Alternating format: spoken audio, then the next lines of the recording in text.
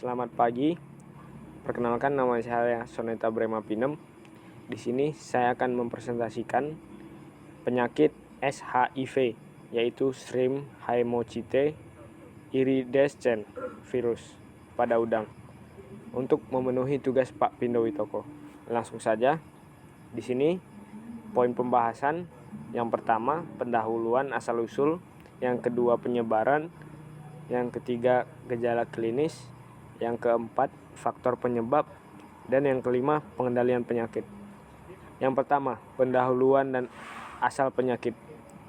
Penyakit sindrom hematopoietik pada udang SHIV adalah penyakit infeksius yang menyebabkan gangguan pada sistem hematopoietik udang.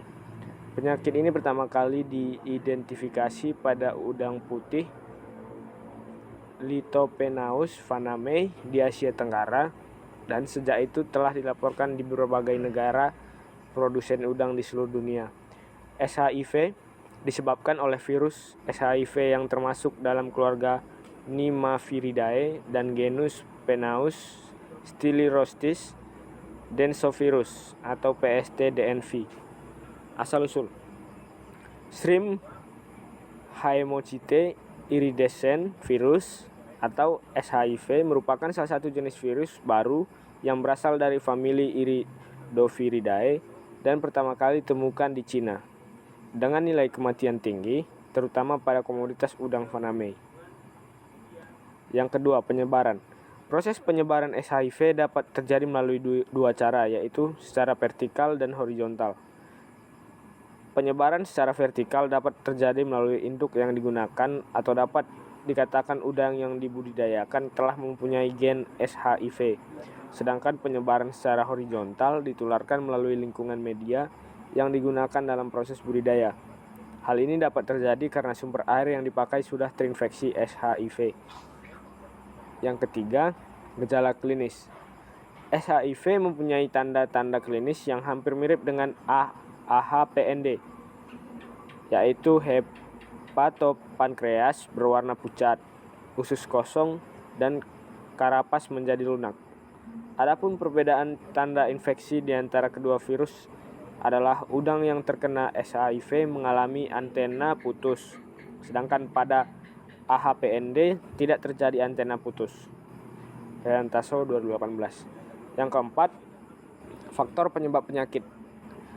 Di sini yang pertama yaitu lingkungan perairan, meliputi kualitas air seperti perubahan suhu, salinitas, pH, dan tingkat oksigen.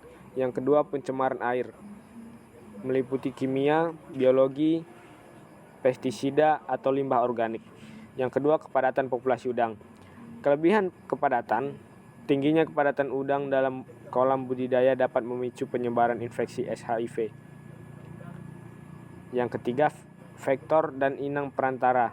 Beberapa spesies krustasea dan organisme lain dapat bertindak sebagai vektor atau inang perantara untuk virus SHIV. Yang keempat, transportasi. Pengiriman dan perpindahan, meliputi dan perpindahan udang dari satu lokasi ke lokasi lain, dapat menjadi sumber penyebaran SHIV. Yang kedua, perdagangan internasional.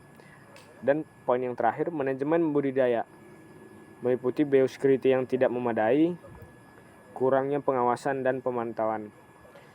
Di sini poin yang terakhir yaitu upaya pengendalian penyakit. Pencegahan penyebaran penyakit, pengawasan dan identifikasi dini, serta penanganan kasus yang terinfeksi.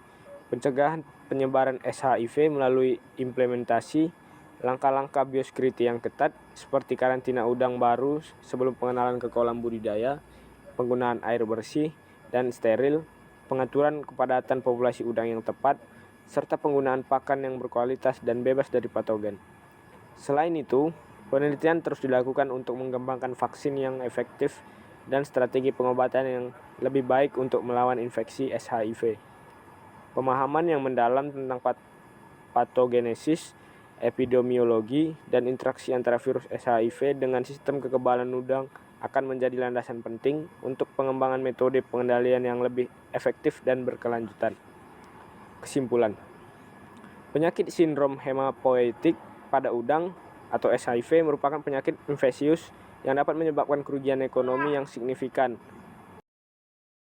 Industri perikanan udang, penyebaran SHIV dapat terjadi melalui berbagai faktor resiko, termasuk kondisi lingkungan perairan, kepadatan populasi udang, vektor dan inang perantara, transportasi dan perdagangan udang, serta praktik manajemen kolam budidaya. Dalam konteks Indonesia, upaya pengendalian penyakit SHIV sangat penting mengingat potensi dampak negatifnya terhadap produksi udang faname dan perekonomian para petambak. Implementasi langkah-langkah pengendalian yang tepat serta peningkatan kesadaran dan pengetahuan peternak tentang penyakit ini akan berkontribusi pada pengurangan risiko penyebaran SHIV dan pemeliharaan berkelanjutan industri perikanan udang di Indonesia. Sekian presentasi dari saya. Terima kasih.